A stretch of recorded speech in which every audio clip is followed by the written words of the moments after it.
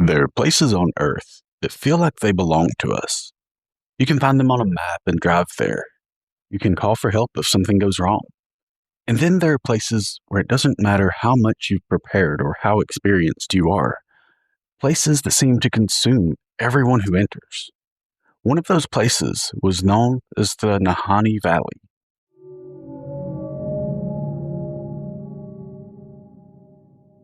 Welcome back to Legends May Live, where we explore the strange, the mysterious, and the downright eerie. I haven't uploaded a new episode for a while, and for that, I apologize. I've been working on opening up my new gym, ProFit. Hopefully, I'll be back on a more consistent routine now, though. As always, before we hop into today's story, just a quick note. We do our best to stick to the facts, but sometimes accounts don't match up and some details get lost or skewed with time. Also, it's highly likely that I will completely butcher some of the names and pronunciations, so just take this as entertainment.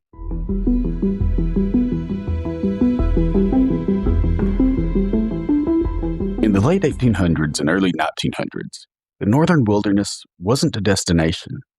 People didn't head north for vacation or to see the Great Lakes or to just go for a hike. In fact, most men traveling into far north weren't even doing so for the sake of adventure. Instead, they were going for one reason: to bring back something valuable enough to justify the risk.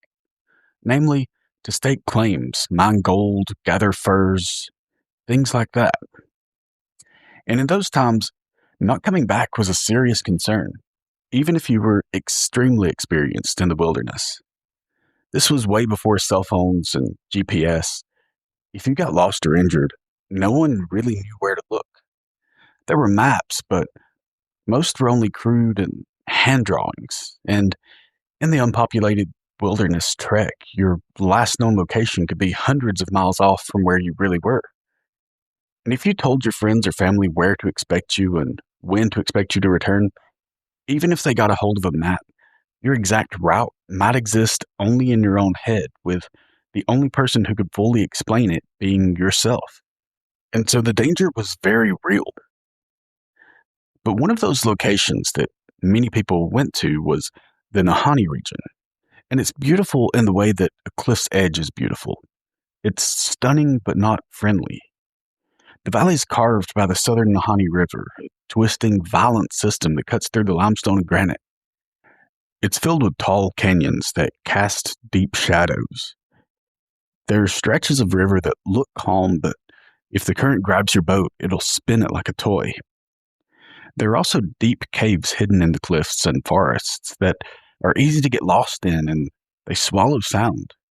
And there's also the creatures that take shelter in them that you have to worry about. And then there's the weather. Weather in the Nahanni changes in a flash. A clear sky can become sleet in an hour, or a warm afternoon can become dangerously cold at night. And in these times, it was already known as a place where men went in and didn't come out. But it wasn't only the land that scared people. It's what the people who lived near it had been saying for generations. The Dene people knew the Nahanni as a place with rules. They had names for the parts of the land that the outsiders just didn't understand. One of the most famous is the Nachitso, often translated as the River of the Giant.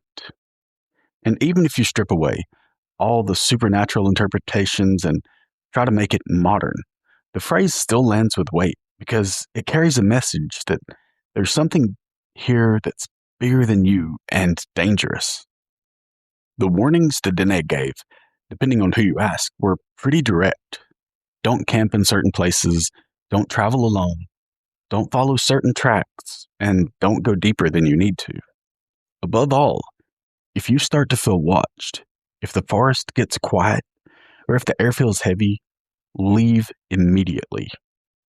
Because the Nahanni doesn't always announce itself with a storm. Sometimes it announces itself with silence. Even though Nahanni had a reputation for being deadly, there were still men who went in knowing full well the danger. And they weren't thrill seekers or just guys trying to prove something. Many were hardened, practical, and experienced people. And they were men who knew how to read weather, how to build shelter in snow, how to hunt, track, and just basically everything you need to know to thrive out in dangerous territory. And these were men who knew what it meant to carry fear and keep moving anyway. But there's a particular kind of confidence that grows in people who survive the wilderness. It's not arrogance, it's more like proof that they know what they're doing, sort of a proof that they're different from those who tried and didn't make it. And in the late 1800s, there began to be rumors spreading that there were these huge deposits of gold deep in the Nahanni Valley, just waiting for someone brave enough to go in and prospect. And at first, people heard that. They were like, okay, that's great, but that's a dangerous area. We really shouldn't go there. But after a while, the idea of all this gold just sitting there waiting to be picked up, dug out, or panned out of the rivers, it just began to be too much. It's like if you knew there was a suitcase filled with thousands upon thousands of dollars, or rather, hundreds of those suitcases, and all you had to do was go get them. Eventually, your mind is going to rationalize the danger. It's just nature, after all. Every town was surrounded by nature. Weather gets bad, that's what shelters are for. Someone must have made it back to tell of the gold, so it can't really be as bad as they say. And eventually, after rolling it around in their heads, the danger really felt manageable, and soon men started picking up and heading for the Nahanni. And the men who entered were those veterans of hard country. They were the men who had crossed frozen rivers, who had buried friends under mounds of stone, and who knew the cost of mistakes. They traveled light, but not careless. They brought their rifles for hunting and protection, axes to build shelter, among other sparse supplies. More importantly, they didn't go alone. They knew it was much safer to travel in pairs, at least. They followed the river, set up camps, left markers so they could find their way back, and for a while nothing happened. The first men didn't vanish in dramatic ways, they just stopped showing up.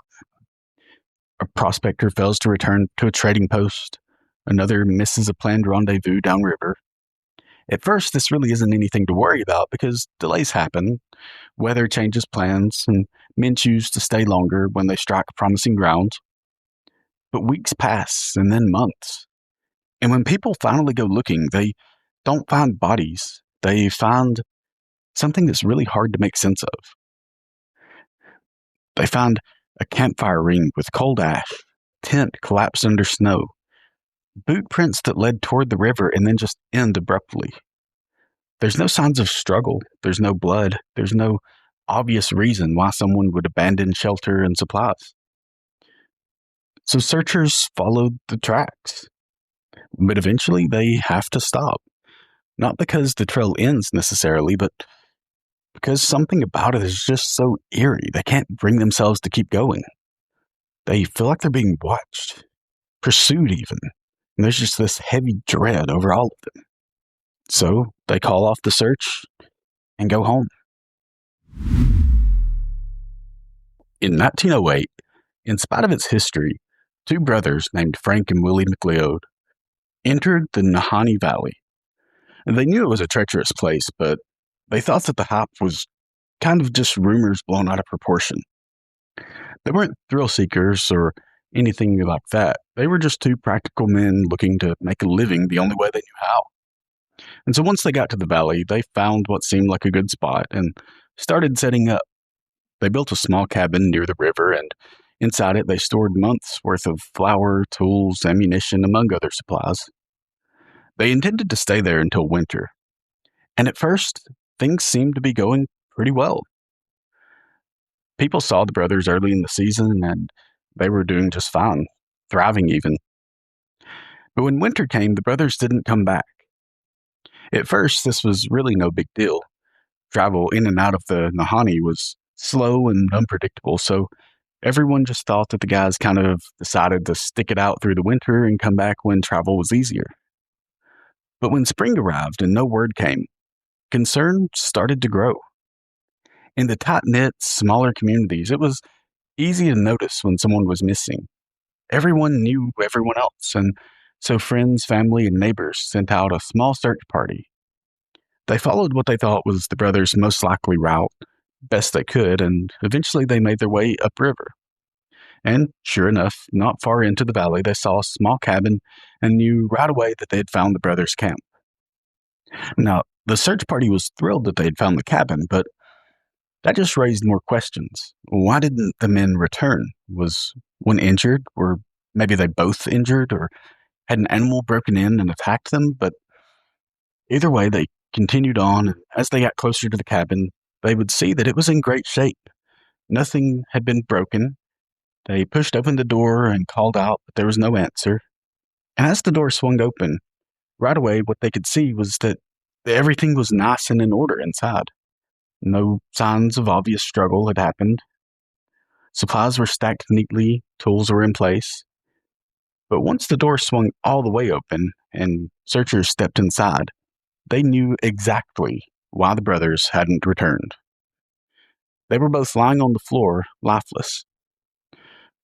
They weren't torn apart by animals. In fact, there were no cuts on their bodies, no signs of self-defense. But their deaths were obviously not an accident, because one blaringly obvious thing they had in common was both men were missing their heads. The cuts were clean and deliberate, yet there was no blood that might indicate where the heads had been taken. There was no trail. And while the horrified searchers did take some time to try to piece together what had happened and find the heads, they were nowhere to be found. Not in the river, near the cabin, anything. They were just gone. And whatever happened to these men had no real explanation. It wasn't over supplies. Nothing had been taken. Either way, there were no answers to be found. And so eventually the searchers just had to go back home and deliver the news. And that news spread fast. And with it came a realization that maybe the disappearances through the years weren't accidents, but maybe they were deliberate like this. In the years that followed, prospectors continued to go into the Nahanni, and more cabins were found empty. More camps abandoned mid-task. More men vanished. And by the time word of the headless bodies spread, the Nahanni had earned a new name. Eerily enough, not from folklore, but from experience, they called it the Valley of the Headless Men.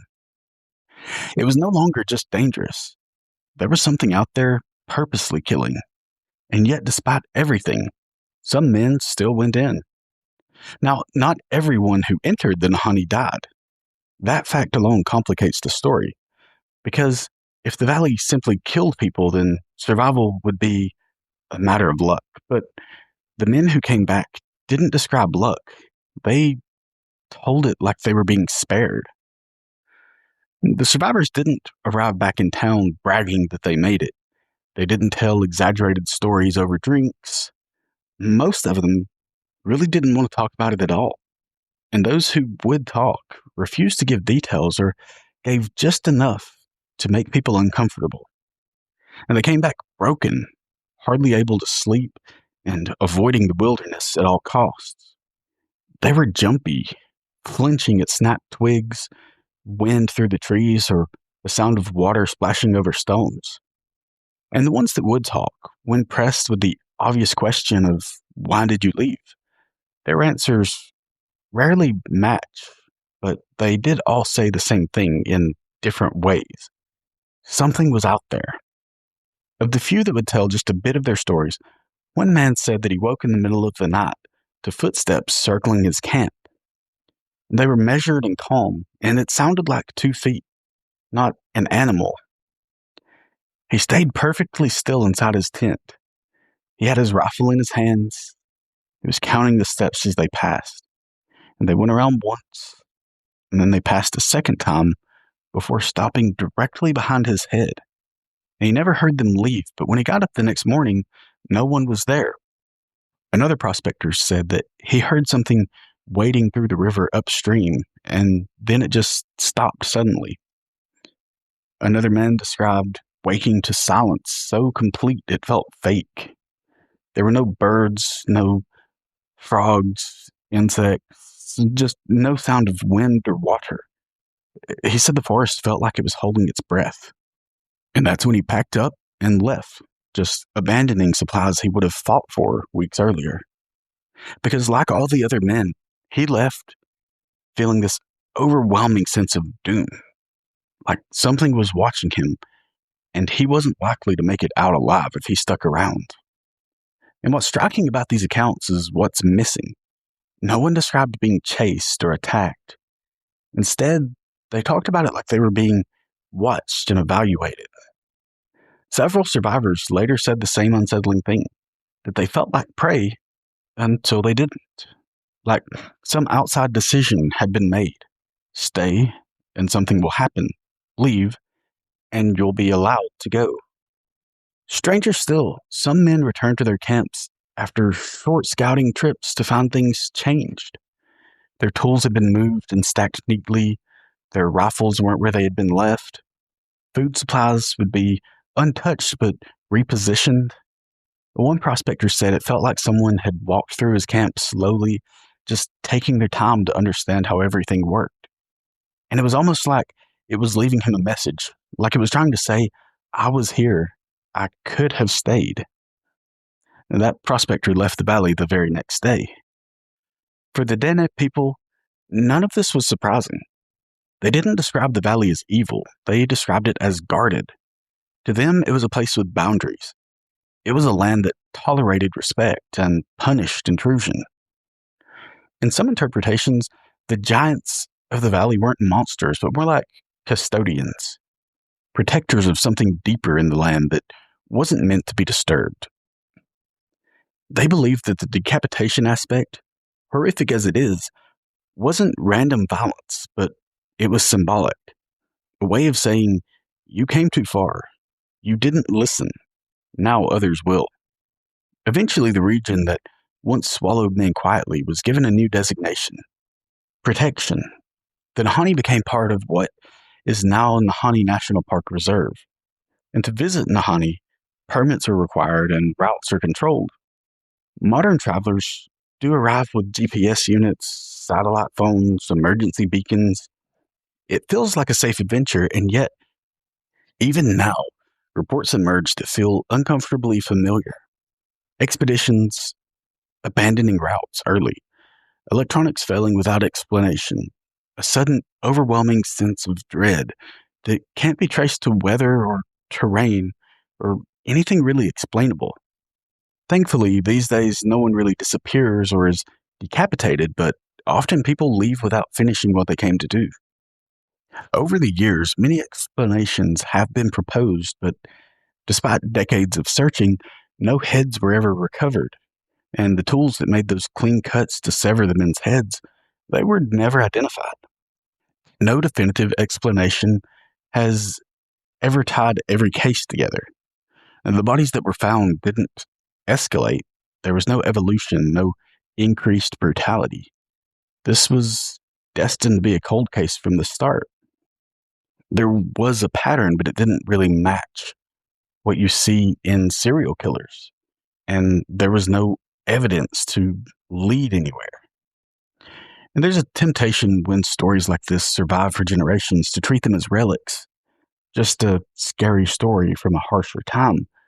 But the Nahanni still exists with its same unforgiving terrain and eerie atmosphere, along with the same heavy feelings that make you feel like you're moments from disaster. The valley hasn't softened. Only our belief that we can control it has grown stronger. But the Valley of Headless Men doesn't need new victims. It already has its name, and it earned it.